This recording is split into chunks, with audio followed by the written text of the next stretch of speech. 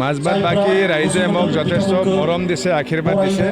অকল এইবাৰ দিছে বুলি নহয়, 2016 চনৰ পৰাই দি আছে।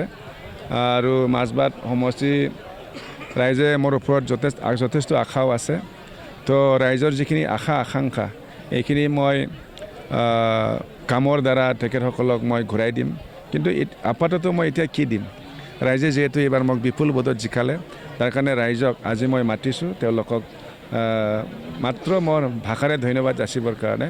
তাৰ কাৰণে এই অনুষ্ঠানটো লোৱা হৈছে। আজি আহি আছে আৰু বহুত মানুহ আহিব। তো যিয়ে নহওক আমাৰ প্ৰগ্ৰাম সফল হওক, মই তাকে ভগৱানৰ ওচৰত প্ৰাৰ্থনা কৰিছোঁ। বাকী বিশেষ ক'বলগীয়া নাই। অনাগত দিনত ৰাইজে যি ধৰণে মোক মৰম আশীৰ্বাদ দিছে এইটো মই মনত ৰাখিম আৰু এইটো মই কামৰ দ্বাৰা ৰাইজে মোক যি দিছে এইটো মই ঘূৰাই দিবলৈ সদায় চেষ্টা কৰি যাম। মাজবাটবাসীৰ কাৰণে যথেষ্ট সপোন আছে। তো এতিয়া চব কোৱাটো ঠিক নহয়, কম কৈ পেলাই বেছি কাম কৰাটো ভাল।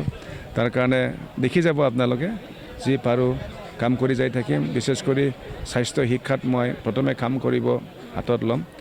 খোৱা পানীৰ ব্যৱস্থা কৰিব লাগে আৰু আমাৰ তেনেকুৱা বিভিন্ন সমস্যা আছে, সেইবিলাক মই কৰি যাম। উত্তৰ দিশতো দুপৰীয়াৰ আহাৰ দি থকা হৈছে। প্ৰথম 6 মাহতো মই বিভাগৰ মেইনলি কাম কৰিব লাগিব। বিভাগতো এটা চেলেঞ্জ আহিছে, যিহেতু এতিয়া ইন্ধনৰ অভাৱ, এতিয়া ইভিৰ ওপৰত নিৰ্ভৰ কৰা হৈছে। ইভি ভেহিকেলৰ সংখ্যা আমাৰ ইমান যথেষ্ট নহয়, পৰ্যাপ্ত নহয়। তাৰ কাৰণে ইভিৰ ওপৰত যদি নিৰ্ভৰ কৰিব লাগে, আমাৰ ইভিৰ পৰিমাণটো বৃদ্ধি হ'ব লাগিব। এইটো এটা চেলেঞ্জিঙৰ কাম। এইখিনি মই আমাৰ যিহেতু আমাৰ চৰকাৰৰ সন্মানীয় মুখ্যমন্ত্ৰী ডাঙৰীয়া আছে, তেখেতৰ লগত কথা পাতি মেলি কি ধৰণে আগুৱাই যাব পাৰোঁ, ঠিক তেনেকুৱা ধৰণে আগুৱাই যাম।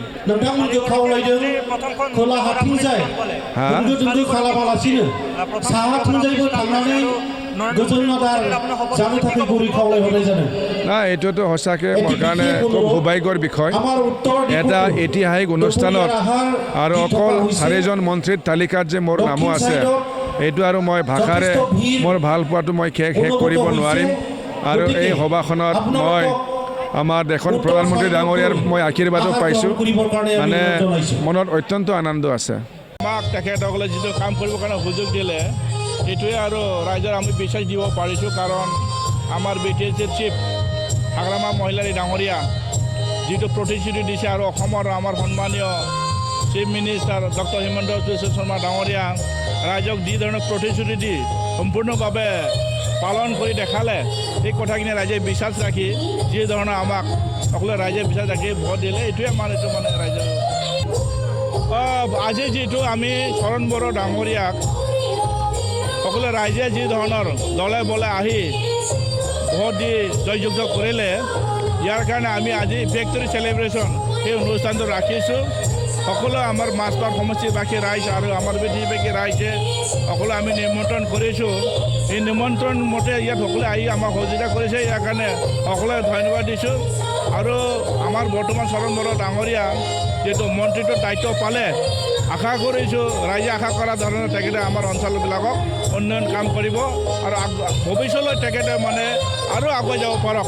আৰু আমি বিদেশীবাসী ৰাইজ হিচাপে এইটোৱে আমি কামনা কৰিছোঁ, তেখেতসকলৰ যিটো মানে মন্ত্ৰীত্ব পোৱাৰ আমি সকলো সুখী। আৰু আহি থকা দিনত আৰু আমি বিদেশী অঞ্চলৰ কাৰণে যথেষ্ট আমি কাম কৰিম। আৰু হাগ্ৰামা মহিলাৰী ডাঙৰীয়া যি ধৰণৰ BTSবাসী ৰাইজৰ কাৰণে উন্নয়নমূলক কাম কাজ কৰিবৰ কাৰণে আগুৱাই যাব বিচাৰিছে, এইটোৱে আমাৰ প্ৰমাণ। আৰু